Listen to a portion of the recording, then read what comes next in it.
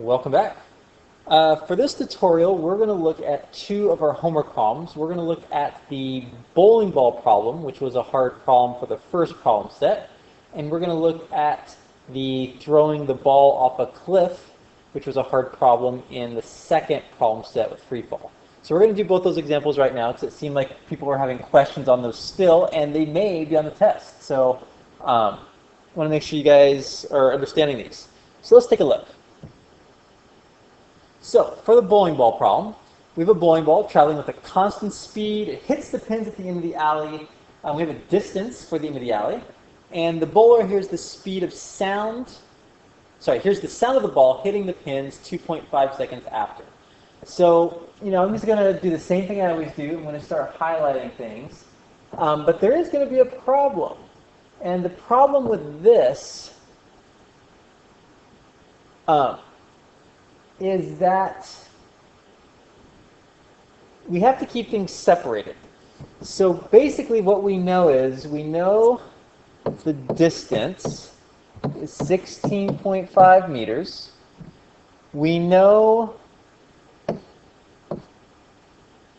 the time is 2.5, and we know the speed of sound is 340 meters per second. All right, so things are not accelerated.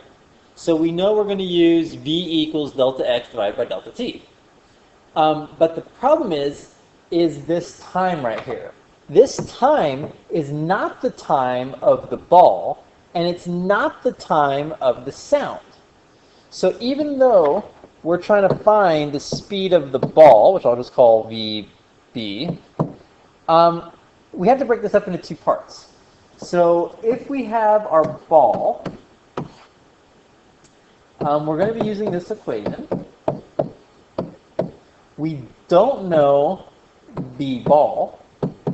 We do know the distance of the ball, which is 16.5. That's how far the ball travels. But we don't know this time. We have a time, 2.5, but that 2.5 is actually the time, if I draw a picture over here, and we have the pin over here. So that 2.5 is the time it takes the ball to go down and the time it takes for the sound to travel back. So the total time equals 2.5. But we can't put 2.5 in here. That doesn't work because we need the time of the ball. We only need that top time, not the bottom time.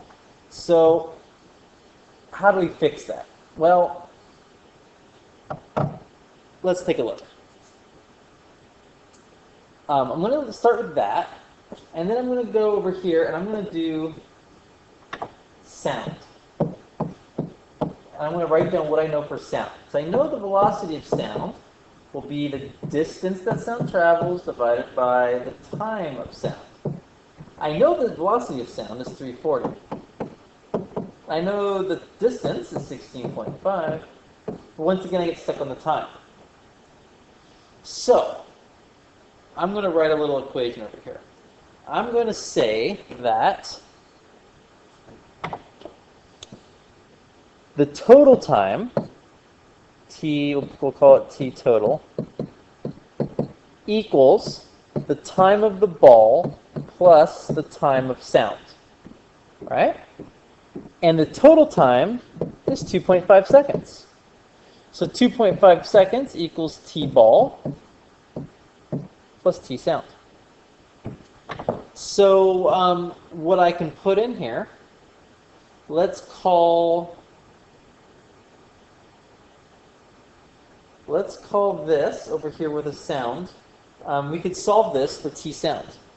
So t sound would equal 2.5 minus time of the ball. So I'm going to put that over here for my time sound. I have 2.5 minus time of the ball, which was, TB. All right. And so now I can solve for the time of the ball. I'm going to cross multiply. because basically this is over a 1. So I can cross multiply. So I get 340 times 2.5 minus time fall equals 16.5. All right. By cross multiplying this way and this way. All right. I'm going to distribute. So I'm going to distribute the 340 there and there. And so I get 850 minus 340 time of the ball equals 16.5. Okay. I'm going to subtract 850 from both sides. So I'll get negative 40 TB equals negative 833.5.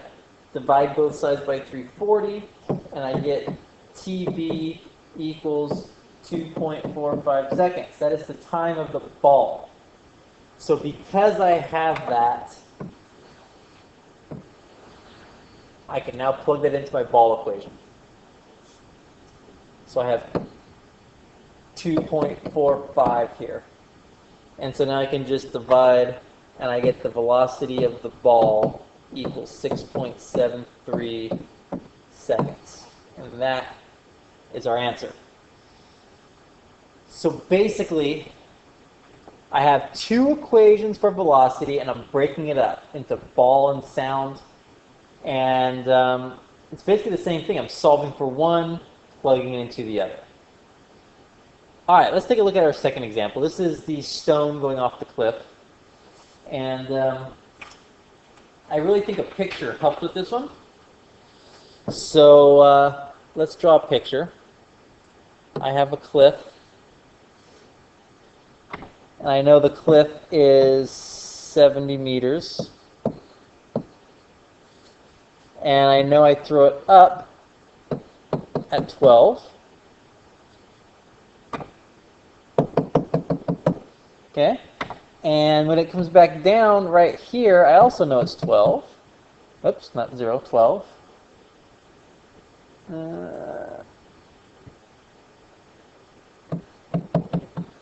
And I know at the top, the velocity is 0.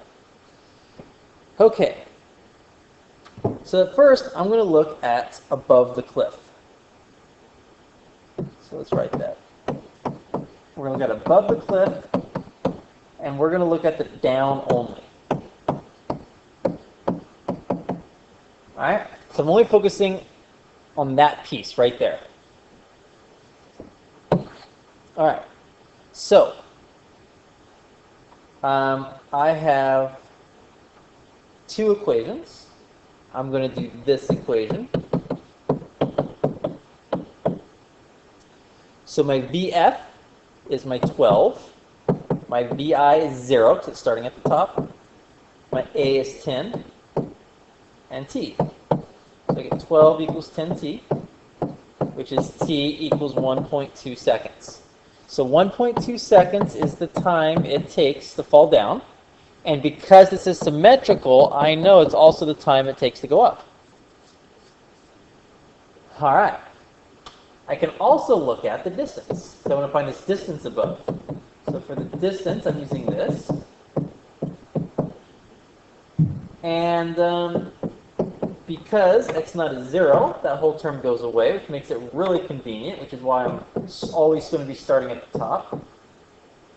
And I need the time, because this is the time down. Well, I just found the time down. That's this guy. All right. So I plug this in, and I get 7.2 meters. So 7.2 meters is this distance right here above the cliff. It's also the distance here going up. So now I can actually find something. One of the parts is asking me to find the, where is it?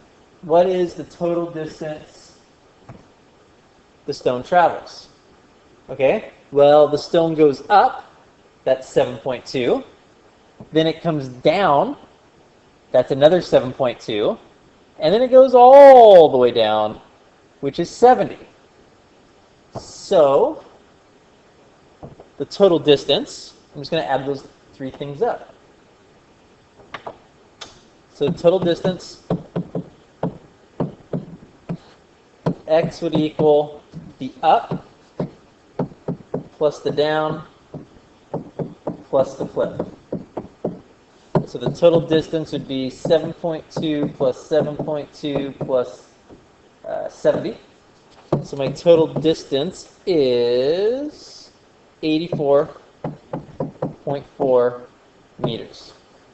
So that's one of my three answers. All right. So now I'm going to look at the, let's go back up.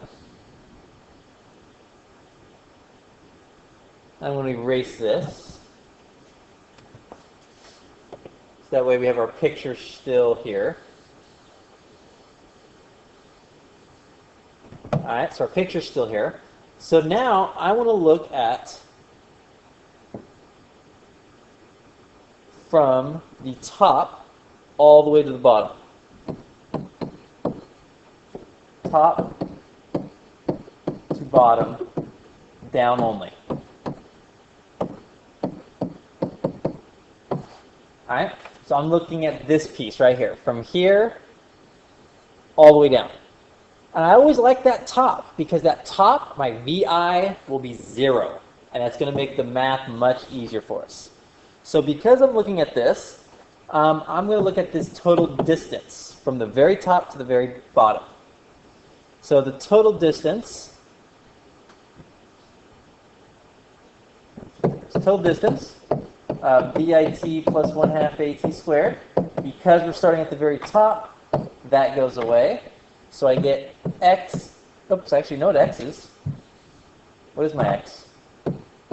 My x from the very top to the very bottom, I have this, which is 7.2, plus this, which is 70. So my total distance is 70 plus 7.2, which is 77.2. And I have 1/2 times 10 t squared. So I get 77.2 equals 5t squared. I can divide both sides by 5. And then take the square root. And I get t equals 3.93. So this is 3.93 is the time it takes to go from the very top to the very bottom. All right. So because I know that, I can come over here and I could go, okay, well I know my total time now. My total time is going to be the time up plus my top to bottom. Top to bottom. So my total time would be this time going up, which is 1.2, and this time going down, which we just found as 3.93. So my total time is 5.13 seconds. So that's my second answer. And for my final answer, I'm going to go and look at this speed from the very top to the very bottom. So I'm going to use VF equals VI plus AT. I don't know what the velocity at the bottom is. I do know the initial velocity is 0, because once again, starting at the top. And I need this time. This time is the time it takes to go from the very top to the very bottom, which is that. So I can plug that in there. And I get BF equals 39.3 meters per second. So I hope this cleared things up for you a little bit. Please watch again if it didn't, or ask me for questions. I'll be happy to walk through it again. And before the test, we are having a test in a little more than a week. So before the test, we'll be working on some more problems similar to this too, to really get you dialed in on these. All right, hope you enjoyed this tutorial. Thanks for watching.